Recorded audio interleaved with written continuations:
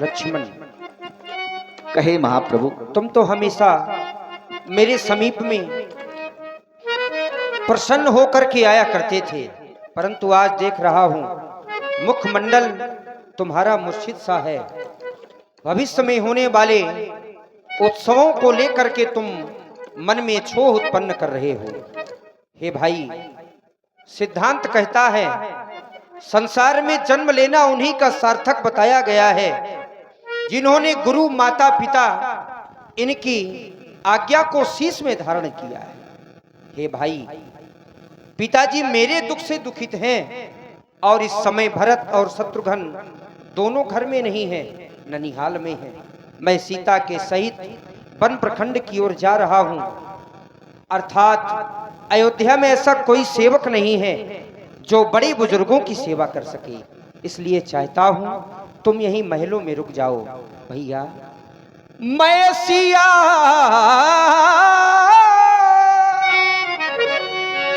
सहित बन जाता हूं, ननिहाल में भरत शत्रुघ्न है। इस समय पिता और माता भी शोकाकुल और मलिन मन है।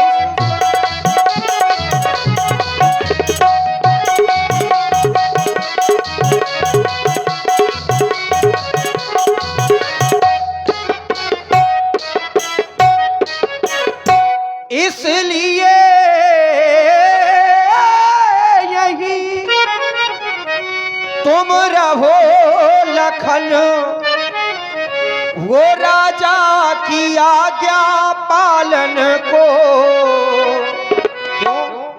सेवक भी यहाँ चाहिए, तो सेवक भी यहाँ चाहिए, तो बूढ़ों की सेवा करने को सेवक भी यहाँ चाहिए। तो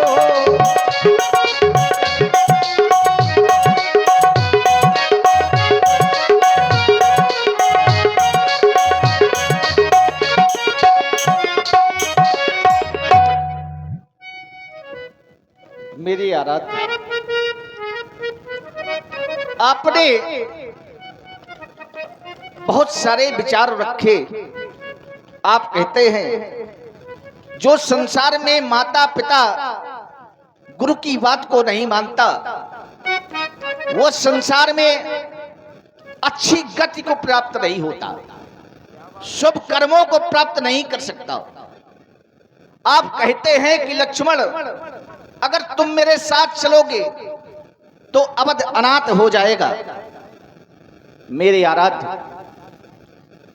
आप स्वामी हैं और मैं दास हूं।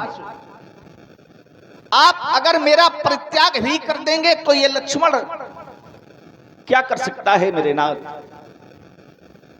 आपने शिक्षा तो बहुत अच्छी दी, लेकिन ये शिक्षा मेरे लिए अगम है, अच्छी नहीं लगी। इसलिए अच्छी नहीं लगी क्योंकि आप कहते हैं कि माता पिता इन सब की सेवा तुम करो, और ये सारे संबंध में छोड़ करके आपके चरणों पर डाल चुका हूं, सारे नाते आपके चरणों से बांध चुका हूं। क्योंकि बताया गया ममता के 10 स्थान, जननी जनक बंधु सुदारा, तन धन भवन सुभग परिवारा, इन सब की मैंने रस्सी बनाई और इस रस्सी को आपके चरणों से बांध दिया। अब मैं ममता संसार से नहीं करना चाहता, मैं इन चरणों से ममता करना चाहता हूं। और आप कहते हैं अवध अनाथ हो जाएगा। अगर अवध से नाथ ही चला जाएगा तो अवध तो अनाथ है ही। क्या बात ही, जब नाथ नहीं तो कहां की अनाथ? अनाथ तो हो ही जाएगा। बिल्कुल सही। आप कहते हैं भरत शत्रुघ्न नहीं है और पिता वृद्ध अवस्था को पा रहे हैं, तो ये अवध अंधकार में डूब जाएगा। वो अंधकार में तो डूब ही जाएगा मेरे नाथ, क्योंकि अब दिन तो वहां हो सकता है जहां आप होंगे, दिवस तहां जहां आपका निवास। अगर आप ये कहें कि लक्ष्मण इस जगह रुक जाओ, अगर मैं अवध में रुक जाता हूं, तो अगर मैं इन चरणों को नहीं पाता हूं जो मैं मांग करके आया था, तो लक्ष्मण मर जाएगा। अगर आप मुझे इन चरणों से दूर करना चाहते हैं, तो आपने वो वचन मुझे व्यर्थ दिया था कि दोनों पद तुम्हारे लिए हैं। एक पद आपने तो मुझसे छीन लिया, एक पद है उससे भी आप मुझे वंचित करना चाहते हैं मेरा नाथ। जब यही भाव है तो मुझको छोड़े जाते हैं क्यों? मैं तो सेवक इन चरणों का, मुझको छोड़े जाते हैं क्यों? अगर छोड़ना है तो मैंने तो ऐसा जाना है कि जब बड़ी बड़ी नदियों पर अधिक जल एकत्र हो जाता है तो वो बांध भी टूट जाया करते हैं, और उसी प्रकार मेरे भी शब्दों की सीमा टूट रही है मेरे प्रभु। तूग वचन है लक्ष्मण का, या तो मैं साथ चलूंगा प्रभु, या प्राण गमन है लक्ष्मण का। चलो। धन्यवाद सरकार, यही होना भी चाहिए। देखिए लक्ष्मण जी चूंकि बिना राम जी के अधूरे हैं, और राम जी ने तुरंत स्वीकार किया कि हाँ भाई अकेले नहीं रह सकते हैं लक्ष्मण जी, क्योंकि महाराज लक्ष्मण जी के बिना तो ठकुराई अधूरी है पूरी अयोध्या की। और इस समय फिर पुनः देखिए अंतिम बार बन जाने से पहले श्री राम जी, माता जानकी और लक्ष्मण जी जब दशरथ जी के पास में पहुंचे, तो चूंकि दशरथ जी ने तो केवल राम जी को कहा है कि ठीक है 14 वर्ष का वनवास ले लिया, अब साथ में सीता जी और लक्ष्मण जी को देखा तो दशरथ जी का हृदय फट गया। विधि ना तेरे लेखे किसी के समझ न आते हैं, जन जन के प्रिय राम लखन सिया बन को जाते हैं।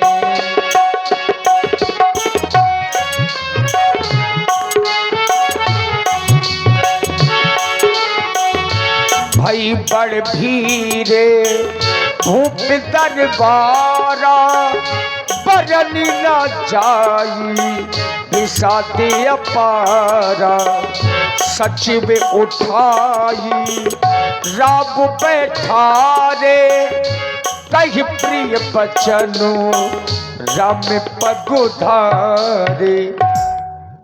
मैं क्या देख रहा हूं? राम तुम सचमुच बन की तैयारी करके आ गए बेटा। सुनहु राम तुम कह मुनि कहीं, राम चराचर नायक ही। शुभ अरु अशुभ कर्म अनुहारी, ईश देह फल हृदय विचारी। अच्छे और बुरे कर्मों को विधाता हृदय में विचार करके फल दिया करते हैं। करे जो कर्म पाओ फल सोई, निगम नीत अस कह सब कोई। जो कर्म करता है वही फल पाता है, ऐसा वेद और पुराण कहते हैं।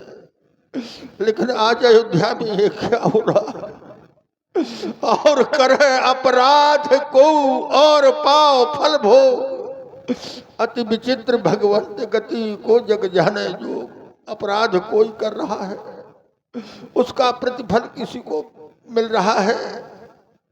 विधाता की गति बड़ी विचित्र है, कौन जान सकता है। राम मैं देख रहा हूं, लक्ष्मण भी, बेटी सीता भी तुम्हारे साथ में बन जाने को तैयार है। बेटा ऐसा नहीं, आज्ञा तो केवल एक को थी, दो और सिधारे जाते हैं। क्यों नहीं जा रहा जीवन मेरा, जब जीवन प्यारे जाते हैं। जानकी साथी है, लक्ष्मण मणि लक्ष्य समान मुझे।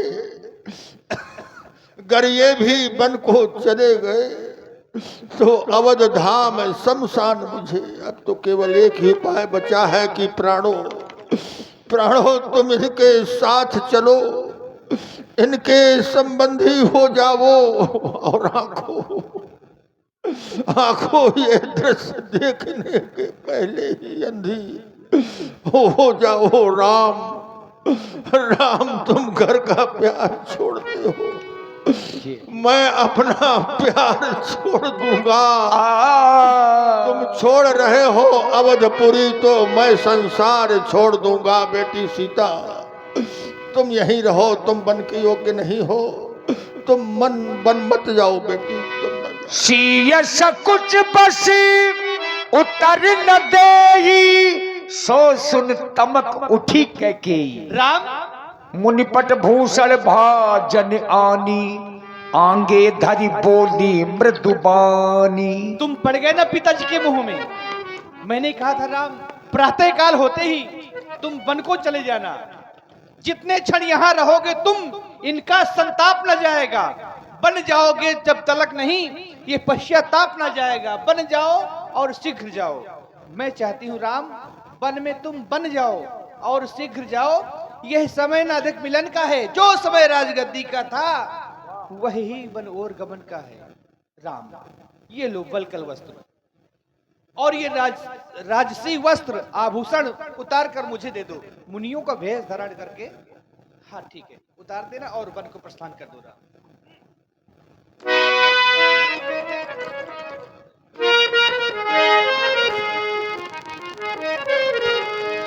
और इस प्रकार भगवान राम तपस्वियों का भेद धर करके अयोध्या से वन की ओर चले गए और तमसा नदी में विश्राम किया। आज लीला का विश्राम यहीं किया गया और कल दिन में सुंदर राम केवल संवाद और रात में सुंदर सीता हरण लंका दहन, मेघनाथ बाद और सती सुलोचना रावण वध। और देखिए हमारी बहनों को, बच्चियों को बहुत बहुत साधुवाद है। आप लोगों ने बहुत अच्छा सहयोग